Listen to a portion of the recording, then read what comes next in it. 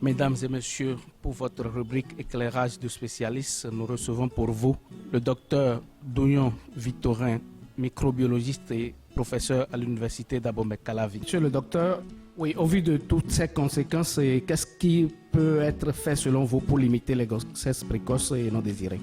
Alors, limiter les grossesses précoces et non désirées, c'est une question complexe qui mérite, n'est-ce pas, d'être abordée dans son entièreté.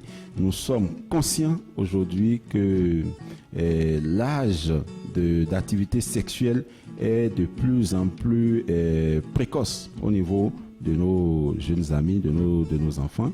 Et pour corriger un tant soit peu le tir, nous pensons que déjà à côté de ce que les parents font à la maison et qui est ce que nous appelons l'éducation au niveau des ménages, au niveau de la famille, il faut pouvoir intensifier ces actions que nous avons au niveau de l'école et en essayant le plus possible de conscientiser ces enfants-là qui sont nos cadres de demain, en essayant d'inclure dans les curricula de formation, n'est-ce pas, des matières où on discute franchement avec les enfants. Je crois il faut qu'on arrête de faire la politique de l'autruche où on se dit rien n'est encore fait, de toute façon ils ne connaissent pas encore le sexe. Il faut ouvrir le débat.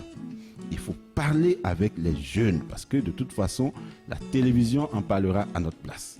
On ne peut plus dire, nos enfants sont protégés, ils seront informés. À partir de ce moment, nous devons prendre le lead et les informer en premier, en leur donnant la bonne information, en discutant avec eux, en faisant appel à leur conscience le plus tôt que possible, plutôt que de tout cacher et de découvrir à 13 ans que votre petite fille est tombée enceinte et qu'elle a tenté d'avorter, parce que c'est ça le phénomène est inverse.